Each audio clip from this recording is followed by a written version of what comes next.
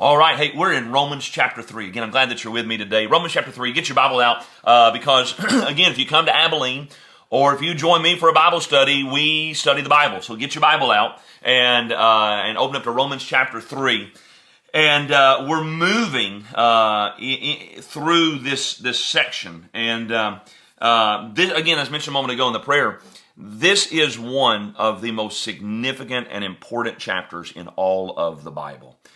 And so if you'll remember, going back last time into Romans chapter 2, he has hit the moral man. He has hit the heathen and pagan in chapter 1. And he's told them why they are condemned. And so as you move into Romans chapter 3, he anticipates that they're going to have something to say. They're going to have some arguments. They're going to have some defenses that they're going to give. Both the moral man and the religious man and those that try to live right and do right and go to church and be good people. And but what Paul's going to tell them is that after all their hard works, after all their effort, it's not going to amount to anything. In Romans chapter 3, what Paul's going to tell them is that, sure, there are advantages for being a good person. There are advantages for living a good moral life, but salvation is not one of them. And so he starts here in verse 1. Notice what he says. There's the question. So he basically asks the question, why? And he says, what advantage then has the Jew, or what is the profit of circumcision? Much in every way, chiefly because to them were committed the oracles of God. For what if some did not believe? Will their unbelief make the faithfulness of God without effect? Certainly not. Indeed, let God be true, but every man a liar. As it is written, that you may be justified in your works and may overcome when you are judged. But if our unrighteousness demonstrates the righteousness of God, what shall we say? Is God unjust who inflicts wrath? I speak as a man. Certainly not. For then how will God judge the world? For if the truth of God has increased through my lie to his glory, why am I also still judged as a sinner? And why not say, let us do evil that good may come? As we are slanderously reported, and as some affirm that we say, their condemnation is just. And so he's asking here the question of why. And I was thinking last night as I was sitting at the football field at the practice there, my son's 12-year-old team, his Harlem Pop Warner Bulldogs, are headed to the playoffs. And so this is the second best so far, maybe end up being the best Harlem Pop Warner team that they've ever had. And so they're headed to the playoffs on the 23rd. And so they were practicing there last night. And like I've done for the last several years, I have a little desk that sits there on my steering wheel, and I work on sermons and Bible studies like this. And I was sitting there last night, and as I was thinking about what Paul's asking here, the question of why, there's a song that came to my mind. It's really from one of the greatest CDs of all time by a contemporary Christian group by the name of For Him, one of my favorites, by the way. And the title of the song is Why. And all through that song, it keeps asking why. Do rainy days have to come, and why, and all those sorts of things. And that was the song that kept coming to my mind. Because when we get disappointed, when things don't go our way, when things don't turn out the way that we think that they should or that they ought, or that they would, we get disappointed.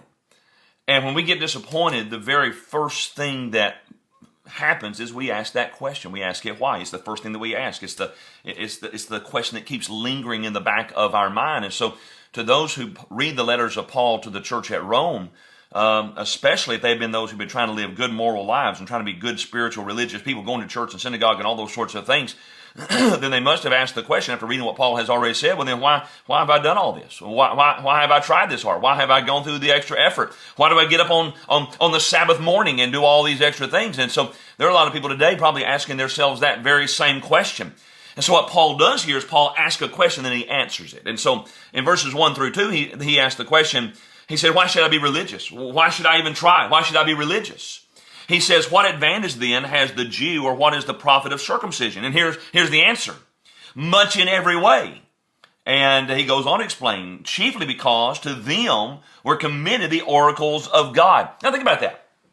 The Bible, starting with the Old Testament, the Bible was given, transmitted to the Jews. The inscription of it was entrusted to the Jews. He revealed his word to the Jews. And so, I mean, that wasn't just a blessing to them. That ended up being a big benefit for all of the world. And I had a person ask me years ago, they said, Pastor, if there were no heaven, if heaven was not a real place, would you still want to be a Christian? Because a lot of folks just view heaven as kind of a place where you go where you don't have to go to hell. And they're not really all that interested in going to heaven. They like to still probably stay in their man cave with their TV and their sports and all those sorts of things. And I was asked, if there wasn't a heaven, would you still want to be a Christian? And the answer is yes, absolutely. You know why? Because by following what this book teaches, I live a better life. I have a happier life. I have a more prosperous life. I mean, if you follow Proverbs, if you follow James, your life's going to be a whole lot better, even if you do not know Jesus Christ. And so just from the advantage of having the guidance that comes from this book, it makes it absolutely worthwhile. But then there's another question they would ask, well, then why should I be faithful? And he asked that in verses 3 through 4, because again, we know this, the Jews were meticulous keepers of the Old Testament law. But the problem is they failed to understand what it all pointed to, who it all pointed to, the meaning of its message. Especially they failed to understand the prophetic, the messianic parts of the Old Testament. And so their lack of faith is really seen most obviously in the rejection of the Messiah. And even today, the Orthodox Jews do not care for like Isaiah 53. They do not care for those particular passages. And so they rejected Jesus as the Messiah. And so Paul asks here, will their unbelief make the faithfulness of God without effect? And so he gives here a classic Paul answer. He says, certainly not. Absolutely not. Not going to happen. Because God's faithfulness doesn't depend on us being faithful. But fellowship with him absolutely does.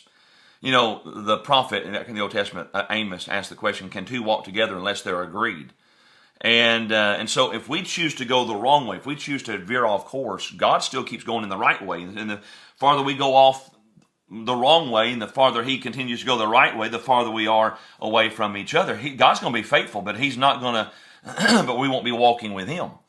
And so he asked the question, why should I be religious? Why should I try to be faithful? And then why be righteous? He says in verses 5 through 8, if our righteousness demonstrates the righteousness of God, what shall we say? And so it's a clever, but it's really doesn't make any sense. And Paul anticipates somebody saying, he said, by the way, I speak as a man. In other words, I'm talking from a human perspective. If my faithfulness highlights God's faithfulness, then isn't my sin some way enhancing the world's view of God's faithfulness? In other words, by being bad, I'm making God look good. That's what he's saying. Therefore, my bad is really good. Paul asks a second question: is God unjust who inflicts wrath? Wouldn't it be unjust for God to punish me, to make the picture of his true character more obvious? That's basically what he's asking here. Once man sins, he has an amazing ability to rationalize what we all do. We have an amazing ability to rationalize what we do when we get into sin. And so Paul says, I could use the argument myself. You slanderously say I encourage evil. If that were true, then wouldn't it be good to call good instead of evil? Wouldn't it be good to do evil be good instead of evil as you claim? By the way, folks, it doesn't ever work out for us when we try to rationalize our sin. It doesn't ever work out. Because how can God forgive us when we're not even willing to admit that we've done anything wrong? There was a great Bible teacher years ago by the name of Herbert Lockyer, and he said basically God can say, Jesus can save the unholy, Jesus can save the clean the unclean, but he can't save the unwilling. And so Paul goes on here and he says, faith does not mean that believers can blatantly disregard, again, the moral aspects, the precepts, the commands of the law. Then if they do, their own actions condemn them. Not in the sense of eternal damnation. Once you're saved, you're saved. You cannot lose your salvation. There is the doctrine of eternal security. But in the sense of revealing, again, just the fact that we still have sin in our lives. We're still fallen creatures. We are in the process of sanctification. I told that young lady last week who got saved on the hunt up in Wisconsin, I said salvation is a present tense. It's always I was saved, I am being saved, I will be saved. It's kind of like I am. God says I am. Moses said, who should I say sent me? I am. I am past, I am present, I am future. I was saved, I am being saved, I will be saved. And so when, as believers, we sin, what we're just showing is that we still have the power and the effects of sin in our lives. We're in the process of sanctification. And then he picks up in verse 9. We got to hurry. He says, what then? Are we better than they? Not at all. For we have previously charged both Jews and Greeks that they are all under sin. As it is written, there is none righteous, no, not one.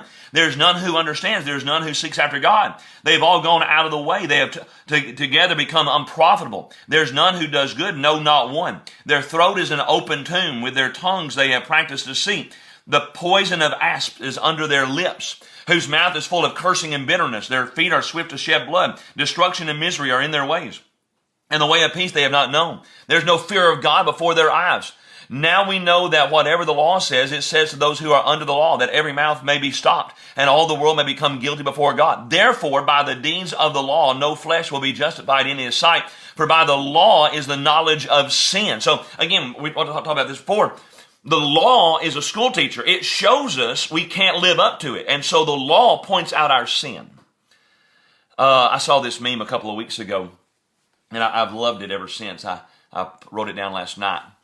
And it's one of those oops. And it says this, I'm giving up eating chocolate for a month. Oops. I'm sorry, bad punctuation. It should read, I'm giving up, period, eating chocolate for a month. I love that. You know, we all have those oops. I love when our children were little, they would drop some oops. But now oops isn't a good thing for a Christian. It's not a good thing for anybody. And so what Paul does, Paul gives the whole world, he says the whole world needs to say oops, to prove again here that the whole world has rebelled against God, is guilty before him, is deserving of the divine judgment. And so what he does here is he paints the picture, real quickly, he paints the picture of a courtroom scene.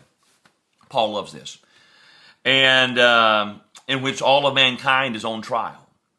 And he gives here again the four main components of any judicial procedure. And, you know, there's the charge, there's the indictment, there's the defense, there's the verdict. And as you enter the courtroom here, the charge is laid out for us in verse 9. He says, for we have previously charged both Jews and Greeks that they are all under sin. And so what Paul is doing here is he showed the religious folks, like the Jews, he showed that they're lost because they have not kept the law.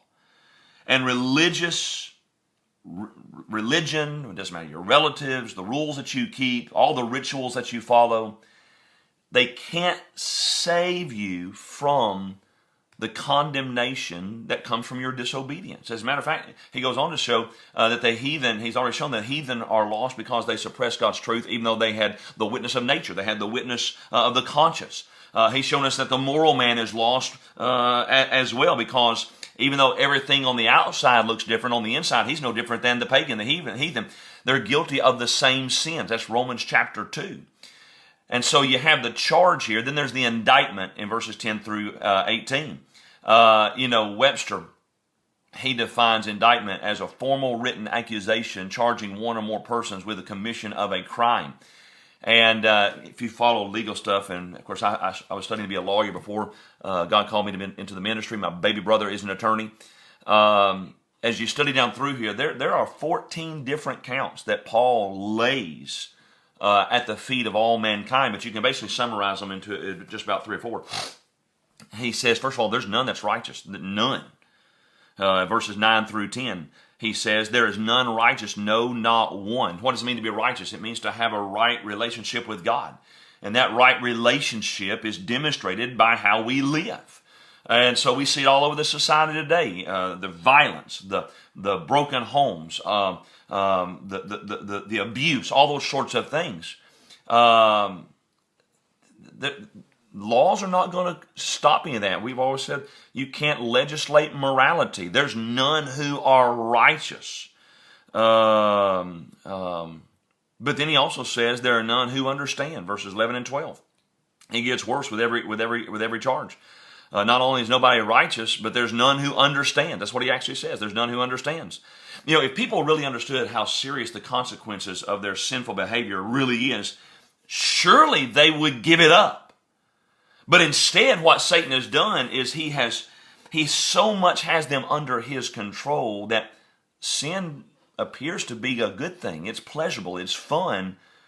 And God's just a cosmic killjoy. That's why Satan has blinded their mind. They don't understand. And there was a Christian one time who was given the opportunity an unbeliever rather was given the opportunity to receive Christ, to trust Christ. And he told the guys witnessing to him, he said, "I don't want to give up all my fun."